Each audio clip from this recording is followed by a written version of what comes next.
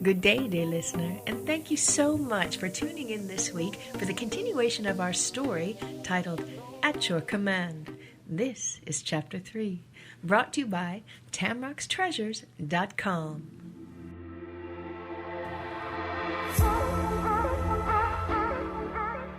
The moment had finally come. Princess Yasmin entered the glittering ballroom, and a collective gasp filled the air, for the princess, albeit regal head held high, was dressed in the black cloth of mourning. With the exception of the stunning liquid chrome Baroque pearls adorning her throat, the princess was decidedly drab.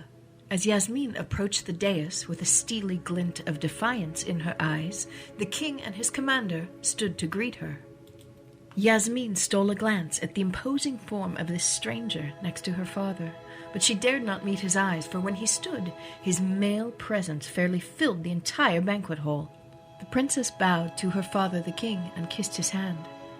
The king was torn between his anger and his admiration of her. Taking his daughter by the arm, the king turned her toward their guest of honor.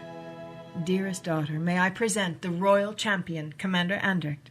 And Andric, this is Princess Yasmin." Yasmin's downcast eyes slowly scaled up the length and the breadth of this mighty man.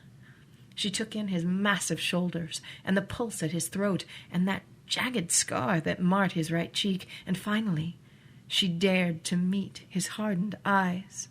But what she found there held her gaping in awe, for the commander's eyes were filled with mirth. And then he did the unthinkable. He burst into laughter at her. Yasmin and her father stood slack-jawed at his impertinence. Commander Andric recovered himself quickly and turned to appease the king. "I mean no offense, sire. There is nothing I would not do for you. In very fact, I have pledged my life to your service. But truth must be told, and no battlefield has filled me with the fear that the prospect of marriage has, any marriage, even to one as comely as your daughter." My laughter did but spring from my own relief.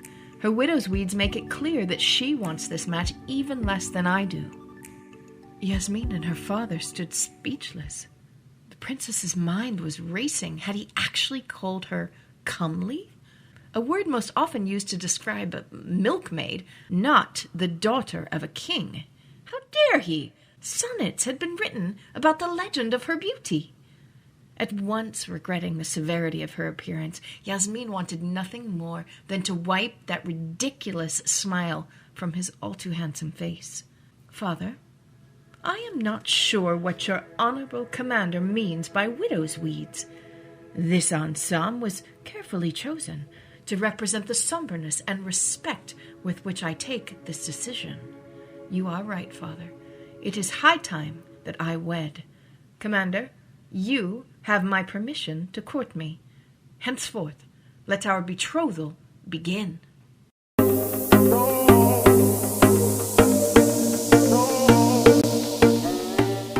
Oh, dear listener, the games are afoot. Princess Yasmin may very well have won this battle, but she has a ways to go to win the war. Tune in next time for more Tamrock Storyteller, brought to you by tamrockstreasures.com.